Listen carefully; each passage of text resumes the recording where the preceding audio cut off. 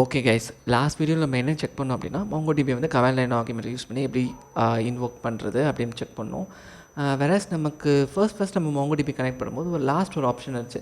Config ஃபைலில் நீங்கள் data part specify பண்ணி நீங்கள் வந்து MongoDB ஸ்டார்ட் பண்ணலான்னு இருந்துச்சு.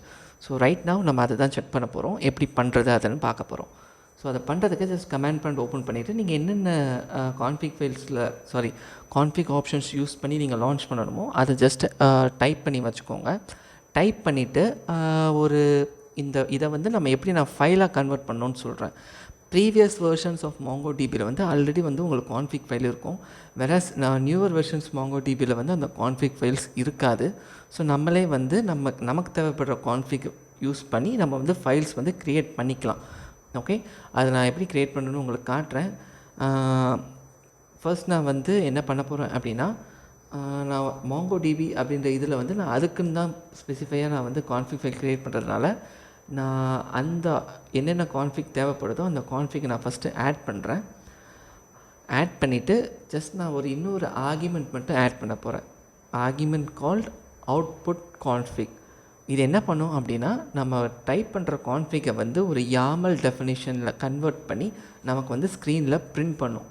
ஸோ இதுதான் அதோட வேலை, அந்த கமெண்ட்டோட வேலை.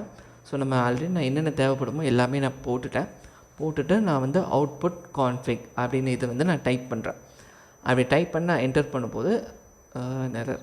ஓகே, பைண்ட் ஐபி நான் வந்து ஸ்பெல் மிஸ்டேக் பண்ணியிருக்கேன், நான் கரெக்ட் பண்ணிக்கிறேன். ஓகே, அகைன் நம்ம வந்து என்ன பண்ணணும்னா ஜஸ்ட் அவுட்புட் கான்ஃபிக்னு டைப் பண்ணுங்கள். நம்ம என்ன கான்ஃபிக் ஆட் பண்ணியிருக்கோமோ அதை YAML டெஃபினேஷனாக கீழே ஸ்க்ரீன்லேயே காட்டும். நம்ம என்ன பண்ணணும் அப்படின்னா, காட்டுற டெஃபினேஷனை ஜஸ்ட்டு காப்பி பண்ணி நமக்கு தேவைப்படுற ஒரு ஃபோல்டர் பாத்தில் வந்து ஒரு ஃபைல் க்ரியேட் பண்ணி நம்ம வச்சுக்கணும். ஓகே, இப்போ நீங்கள் பார்த்தா தெரியும், இல்லை நம்ம என்னென்ன ஆப்ஷன் போட்டிருக்கோமோ அதுதான் இருக்குது. பட் ஆனால் வந்து YAML டெஃபினேஷனில் இருக்குது. ஓகே, YAML வந்து just like JSON but easier to read அப்படின்ற மாதிரி இருக்கும். நீங்கள் எந்த ஃபோல்டரில் வேணால் வச்சுக்கலாம். ஸோ பட் நான் வந்து MongoDB அந்த இதுலேயே நான் வந்து கான்ஃபிக்னு ஒரு ஃபோல்டர் க்ரியேட் பண்ணிவிட்டு நான் அந்த இடத்துக்குள்ளேயே நான் வச்சுக்கிறேன். ஓகே, நான் அதுக்கு பண்ணும்போது நான் என்ன பண்ண போகிறேன் அப்படின்னா, கான்ஃபிக்னு ஒரு ஃபோல்டர் க்ரியேட் பண்ணிவிட்டு நான் வந்து ஜஸ்ட் ஒரு டெக்ஸ்ட் டாக்குமெண்ட் க்ரியேட் பண்ணுறேன். இதில் new and then click on text document open. நான் அந்த டெக்ஸ்ட் டாக்குமெண்ட் ஓப்பன் பண்ணிவிட்டு நான் காப்பி பண்ண கண்டென்ட்ஸை ஜஸ்ட் பேஸ்ட் பண்ண போகிறேன். பேஸ்ட் பண்ணிவிட்டு நம்ம டைப் பண்ண அவுட்புட் கான்ஃபிக் அதை வந்து நான் வந்து டிலீட் பண்ண போகிறேன். வேறு எதுவுமே நான் இதில் சேஞ்ச் பண்ணல. ஜஸ்ட் நம்ம டைப் பண்ண அவுட்புட் கான்ஃபிக் அதை வந்து நான் டிலீட் பண்ணுறேன்.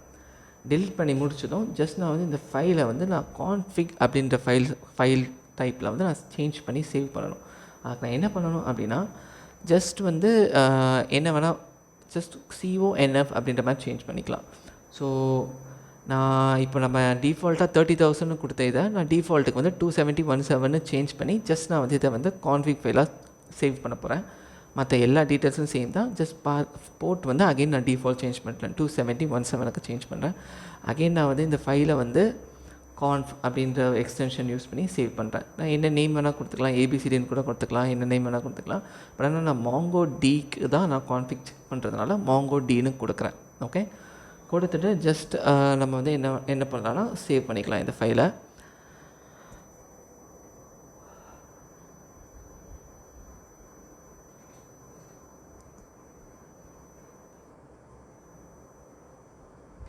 ஓகே, கான்ஃபிக் ஃபைல் வந்து சேவ் ஆகிடுச்சு. ஸோ வந்து நம்ம டெக்ஸ்ட் டாக்குமெண்ட் தேவைப்படல. ஸோ நான் வந்து டெலீட் பண்ணிக்கிறேன்.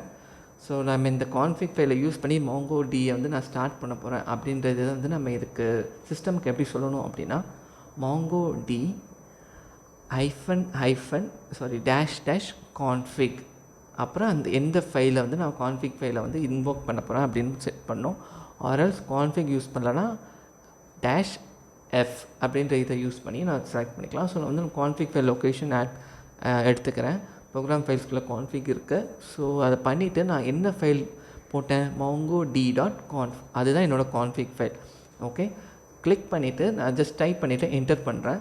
நான் இப்போ என்டர் பண்ணேன் அப்படின்னா இந்த கான்ஃபிக் ஃபைலை நான் என்ன ஸ்பெசிஃபை பண்ணியிருக்கணும் அந்த கான்ஃபிகரேஷன் பேஸ் பண்ணி MongoDB வந்து ஸ்டார்ட் ஆகும். ஓகே, இதில் நான் என்ன ஸ்பெசிஃபை பண்ணியிருக்கேன், போர்ட் வந்து டிஃபால்ட் போர்ட் தான் வச்சுருக்கேன், லோக்கல் ஹோஸ்ட்டை தான் நான் ஹோஸ்ட் பண்ணியிருக்கேன், டேட்டாபேஸ் பாத் வந்து நான் கொடுத்துருக்கேன், ஒவ்வொரு டேட்டாபேஸ்க்கும் செப்பரேட் பாத் எல்லாமே நான் டிஃபால்ட்டாக ஆப்ஷன்ஸ் நம்ம என்னென்ன போட்டோமோ அது மட்டும் தான் இருக்குது. அகைன் நான் Mongo ஷெல் வந்து கனெக்ட் பண்ண ட்ரை பண்ணுறேன். இந்த டைமில் வந்து நம்ம போர்ட் ஸ்பெசிஃபை பண்ண தேவையில்லை, ஏன்னா ஆல்ரெடி டிஃபால்ட் போர்ட் தான் நம்ம செட் பண்ணியிருக்கோம். இப்போ நீங்கள் பார்த்தீங்கன்னா தெரியும், உங்களுக்கு MongoDB வந்து கனெக்ட் ஆகிடுச்சு டிஃபால்ட் போர்ட்லேயே. ஏன்னா நம்ம கான்ஃபிக் ஃபைல்ஸில் வந்து டிஃபால்ட் இது தான் செட் பண்ணோம். அகெயின் நான் சொன்ன மாதிரி உங்களுக்கு அந்த MongoDயை வந்து MongoD -configன்றதுக்கு பதிலாக -f அப்படின்ற இது யூஸ் பண்ணியும் ஓப்பன் பண்ணிக்கலாம். ஓகே, நீங்கள் ஹெல்ப் ஆப்ஷன் போனீங்கனாலே உங்களுக்கு தெரியும், அதிலே க்ளீனாக உங்களுக்கு கொடுத்துருப்பாங்க. ஓகே, ஸோ நான் ரைட் நவ் நான் வந்து கான்ஃபிக் அப்படின்ற இதை யூஸ் பண்ணி நான் ஓப்பன் பண்ணுறேன்.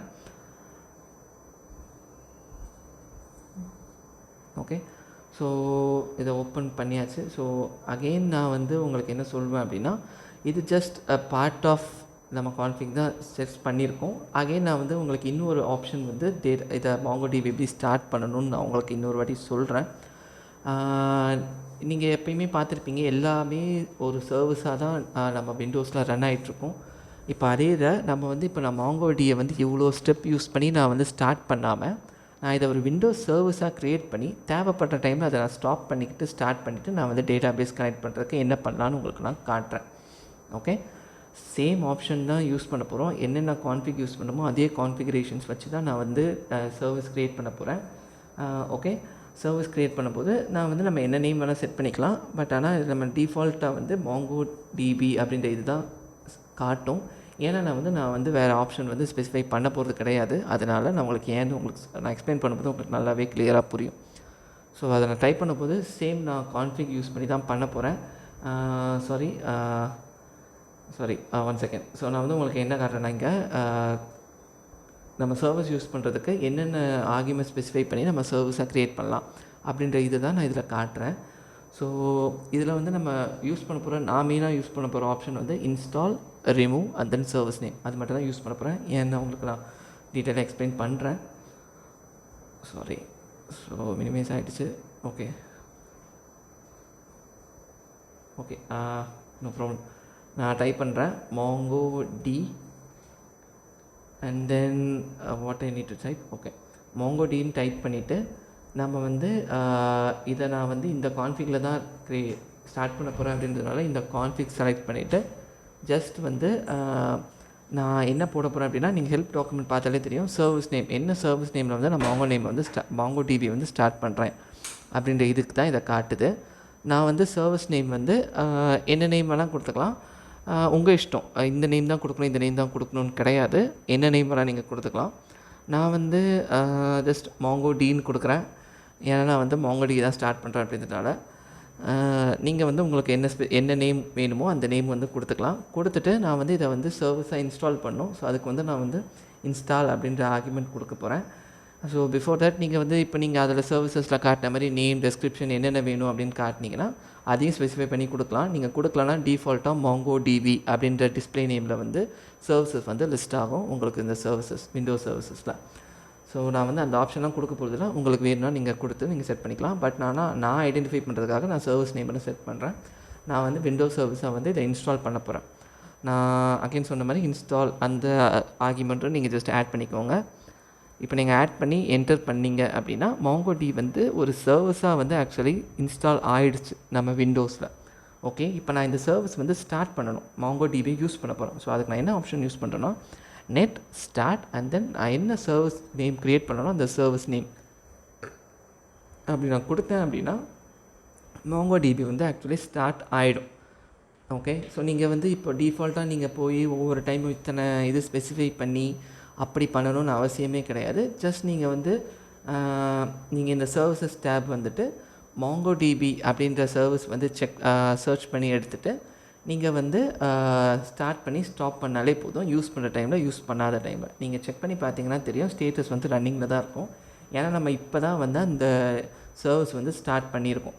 உங்களுக்கு தேவையில்லாம் அதை வந்து ஸ்டாப் பண்ணிவிட்டு யூஸ் பண்ணுங்கள். இப்போ இந்த டைமில் நான் வந்து செக் பண்ணுறதுக்காக நான் கமாண்ட் ப்ராம்ப்ட் க்ளோஸ் பண்ணிடுறேன். ஏன்னா நமக்கு ஆல்ரெடி சர்வீஸ் ரன் ஆகிட்டு இருக்கிறதுனால நான் ஜஸ்ட் இன்னொரு கமாண்ட் ப்ராம்ப்ட் ஓப்பன் பண்ணி உங்களுக்கு நான் காட்டுறேன், டிஃப்ரெண்ட்டாக இருக்குது ஸ்பெசிஃபை பண்ணுறதுக்காக.